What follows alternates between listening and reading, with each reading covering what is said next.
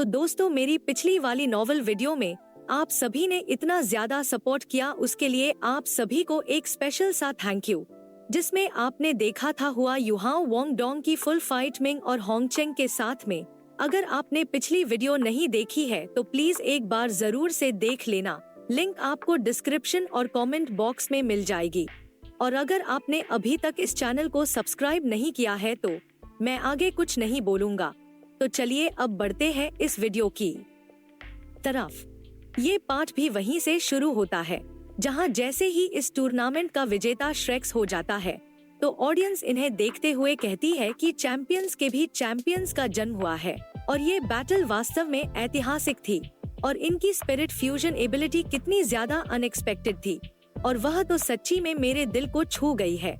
और जैसा कि एक्सपेक्ट किया था श्रेक्स एकेडमी से और इन सभी चीयर्स के बीच में किसी ने भी नोटिस नहीं किया कि युहाओ किस दर्द में है और इसे इतना ज्यादा दर्द इसलिए हो रहा होता है क्योंकि इसने अपनी कुछ ज्यादा ही स्पिरिट पावर को यूज कर लिया था, जिस वजह से इसने अपने सेंस को अभी के लिए खो दिया होता है और एक तरीके से इसका मन अंधेरे में गिर चुका था जहां पर यह इमेजिन भी नहीं कर सकता था कि यह कैसा दिख रहा होगा। और इस तरफ होंगचेंग हारने की वजह से रो रहा होता है और किंग भी काफी ज्यादा उत्सुक होते हुए कहता है, ये जो अभी अभी हुआ है मैं उसे अपने शब्दों में बयान नहीं कर सकता हूँ। और ये बैटल सच्ची में काफी ज्यादा एक्स्ट्राऑर्डिनरी थी और ये श्रेक्स सबसे ज्यादा स्ट्रॉन्गेस्ट है और इसके यंग स्पिरिट मास्टर्स कॉन्टिनेंट के सबसे ज्यादा स्ट्रॉन्गेस्ट स्पिरिट मास्टर्स है। और व्हाइट टाइगर ड्यूक कहता है, इनकी इच्छा शक्ति लोहे की जैसे मजबूत है और यह फ्यूचर में डेफिनेटली यह काफी इम्पोर्टेंट फिगर बनेंगे। और ये पूरा स्टेडियम श्रेक्स के नाम से गूंज उठता है और शांति बनाए रखने के लिए रिवॉर्ड्स को पोस्टपोन कर दिया जाता है और जो रिवॉर्ड्स सेरेमनी थी वो पब्लिक में नहीं होगी। वैसे तो टूर्नामेंट खत्म हो गया था, लेकिन इस टूर्नामेंट के साथ साथ एक और परिणाम भी बाहर निकल के आया और फिर हमें अरीना का सीन दिखाया जाता है और तभी यहाँ पर कोई आ जाता है और वो चिल्लाते हुए कहता है, यहाँ से अभी कोई भी नहीं जा सकता है। और यह बंदा और कोई नहीं बल्कि हमारे मास्टर जुआनजी होते हैं जो कि काफी गुस्से में होते हैं और तो और उन्होंने माँ जियाओटाओ को भी पकड़ रखा होता है और यह अपनी एनर्जी को रिलीज करते हुए गुस्से से कहते हैं, पहले तो मेरे माँ जियाओटाओ के लिए एंटीडोट दो जिसे माँ रूलोंग ने इस्तेमाल किया था। और अगर सन मून एकेडमी के लोग इनकी बात को ना मान के श्रेक्स एकेडमी ने जो जो चीज मांगी है वो नहीं देते तो ये टूर्नामेंट इतनी आसानी से खत्म नहीं होता। और फिर इस टूर्नामेंट के खत्म होने के बाद अगले दिन का सीन दिखाया जाता है और होटल के अंदर वोंग डोंग के रूम में युहाओ बैठा होता है जहां पर युहाओ वोंग डोंग को काफी ज्यादा ध्यान से देख रहा होता है और फिर ये स्पिरिट फ्यूजन वाली गॉडेस को सोचते हुए इसे काफी करीब से देखने लगता है और कहता है कि यह काफी हद तक हमारे स्पिरिट फ्यूजन टेक्निक की गॉडेस जैसा दिखता है।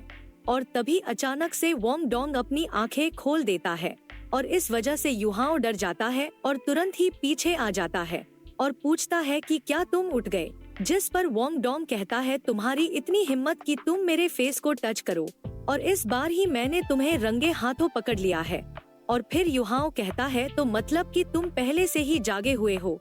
इस पर वोंग डोंग कहता है, बस मैं ये जानना चाहता हूँ कि तुम क्या करने का प्लान कर रहे थे और अब मैं जान गया हूँ। और तभी युहाओ वोंग डोंग को नीचे पटक देता है और यह इविल तरीके से अपने हाथों को बढ़ाते हुए कहता है, अभी तुम्हें काफी ज्यादा कमजोरी महसूस हो रही होगी ना, और मुझे भी बिल्कुल वैसा ही लगा था जब मैं उठा था और अब मैं तुम्हारे फेस को पिंक करना चाहता हूँ, तो तुम क्या कर सकते हो।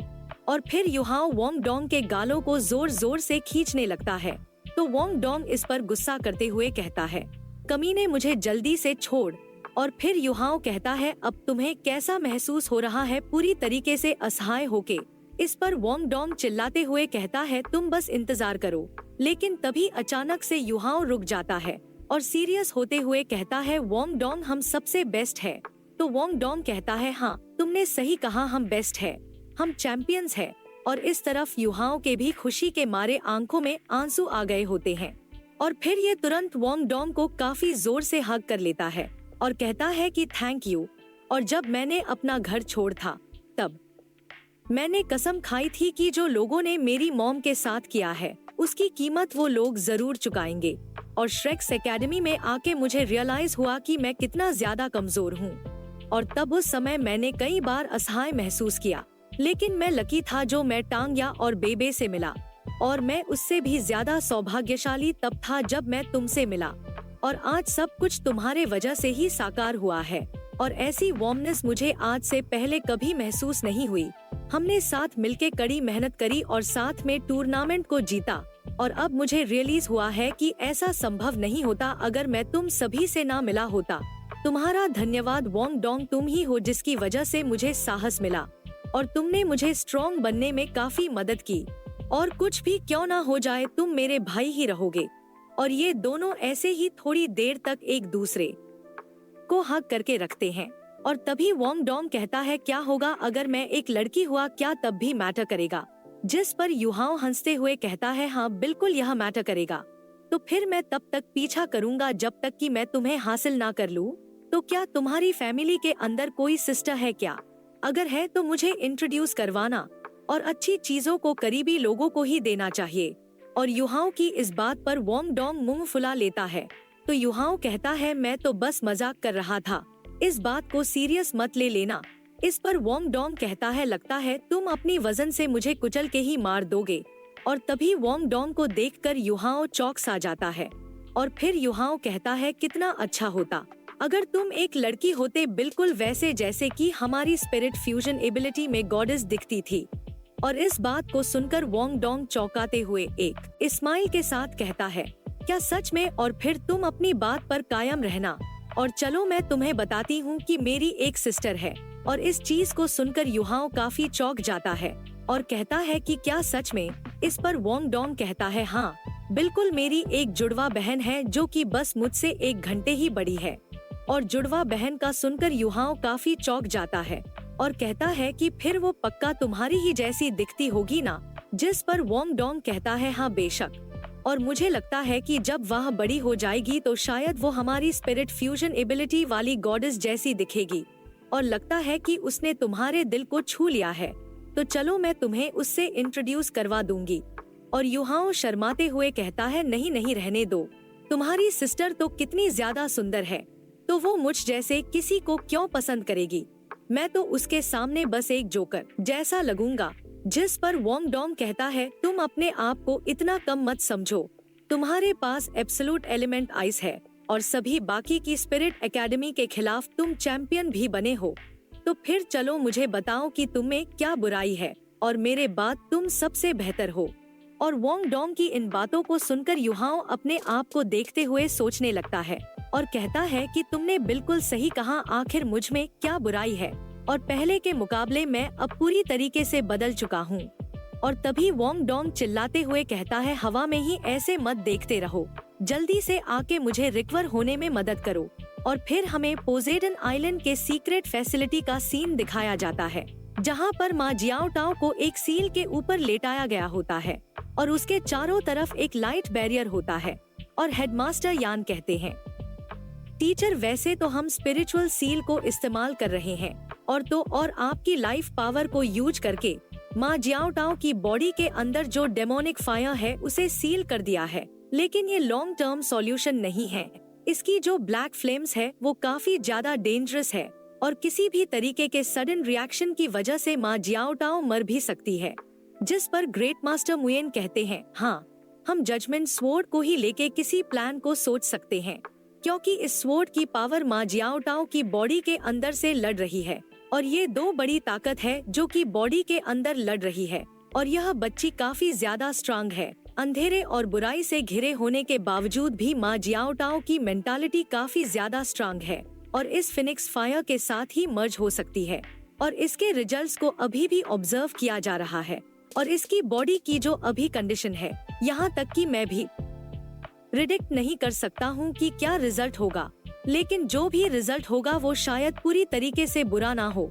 और हेडमास्टर यान हैरान परेशान होते हुए कहते हैं, टीचर क्या इतना बुरा काफी नहीं होगा? अगर हम इसे नहीं रोक सके तो माँ Jiao Tao dark spirit master के अंदर बदल सकती है। और तभी ग्रेट मास्टर मुयेन कहते हैं, इतनी जल्दबाजी मत करो, इसका भी सोल्यूशन है, लेकिन अभी काफी जल्द ही बच्चे लौट के आने वाले हैं और मैंने बिल्कुल भी नहीं सोचा था कि वो इतना कुछ कर पाएंगे। और इस बैटल के बाद उन सभी का पोटेंशियल एंडलेस है और उन्होंने स्कूल के लिए कितना कुछ किया है, तो इसके बदले में स्कूल भी इतना ज्यादा कंजूस नहीं हो सकता है। जिस पर हेडमास्टर यान कहते हैं, टीचर आप आराम कीजिए, मैं पहले ही प्लान्स बना चुका हूँ और मैं उन्हें कुछ ऐसा रिवॉर्ड दूंगा जो कि पहले कभी पोसेडन पवेलियन के अंदर दिया नहीं गया होगा। फिर ग्रेट मास्टर मुयेन कहते हैं कि तुम शॉक देने वाले हो तो फिर क्यों ना तुम कुछ सरप्राइजिंग करो। और फिर ग्रेट मास्टर मुयेन बताते हैं, हर चीज के दो पहलू होते हैं।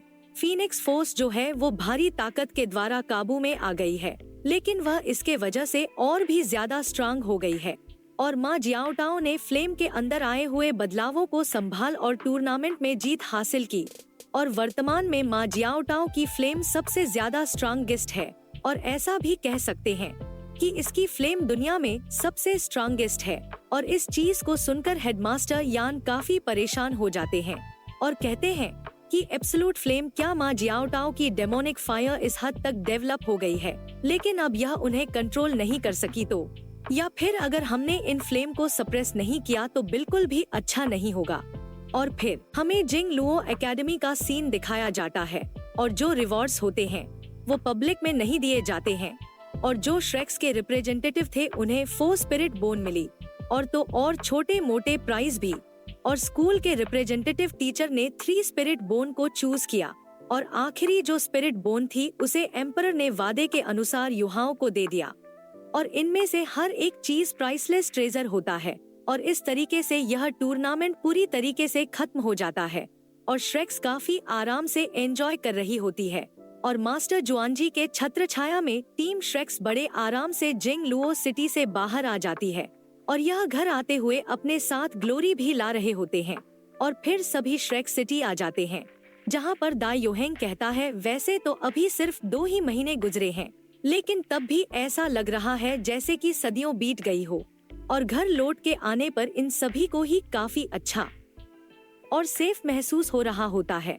और जो इनका स्वागत करने के लिए आए थे वो पहले से ही सिटी गेट पर इंतजार कर रहे होते हैं।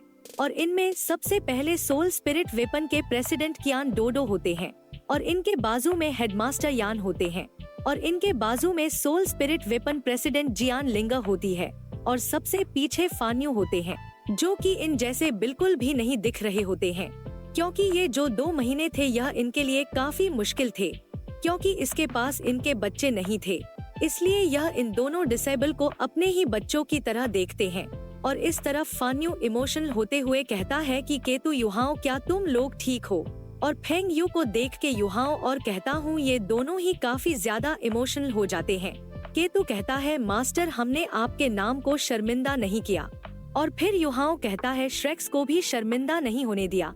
जिस पर फान्यू कहते हैं, बेवकूफ बच्चों, मुझे कोई डर नहीं है, अगर तुम शर्मिंदगी भी लेकर आते, मेरी तो बस यही इच्छा थी कि तुम बस सेफ रहो। और यह जो 2 महीने तो ये पूरी तरीके से चुनौतियां से भर रखे थे, लेकिन आखिरकार सभी ही लौट के आ जाते हैं और इन सभी की आंखें प्राइड से भरी हुई होती है और इन्होंने सच में कर दिखाया और श्रेक्स की ग्लोरी को बरकरार रखा। और फिर हेडमास्टर यान कहते हैं, बच्चों तुम लोगों ने स्कूल के लिए काफी बलिदान दिए हैं इस टूर्नामेंट को जीतने के लिए, और मैं इस बारे में ग्रेट एल्डर के साथ डिस्कस कर चुका हूँ, इसलिए तुम लोगों को अब स्कूल की तरफ से रिवॉर्ड्स मिलेगा। और फिर हम देखते हैं कि पोसेडन पवेलियन की देखरेख करने वाले और एकेडमी के 4 सीनियर एल्डर्स के अलावा किसी को भी इजाजत नहीं थी पोसेडन पवेलियन के अंदर इंटर करने की, और इसके अंदर इंटर कर पाना ही एक काफी सम्मान की बात होती है। और इस तरफ आते हुए युहाओ काफी खुश होता है और यह कहता है, यह जगह काफी अमेजिंग है और असल में हम पोसेडन पवेलियन आए हैं और यहाँ की हर एक चीज काफी पीसफुल महसूस हो रही है। और जैसे ही यह सभी लोग पोसेडन पवेलियन आते हैं, यहाँ पर हेडमास्टर यान झुकते हुए कहते हैं, टीचर ये लोग आ गए हैं। और तभी यहाँ पर किसी की आवाज आती है और वह कहती है कि बच्चों तुम सभी ने ही काफी कड़ी मेहनत की है। और इनके इतना कहते ही यहाँ पर अचानक से मिस्ट और स्ट्रॉन्ग गोल्डन लाइट आने लगती है। तो दोस्तों इसी के साथ आज का ये पार्ट खत्म होता है। और हाँ, इस वीडियो का लाइक एम टारगेट है 4000 लाइक का, क्योंकि इसका अगला पार्ट अब आएगा कल, मतलब कि थर्सडे को। तो कमेंट में नेक्स्ट पार्ट लिखकर जरूर से बताना। तब तक के लिए बाय बाय, टेक केयर।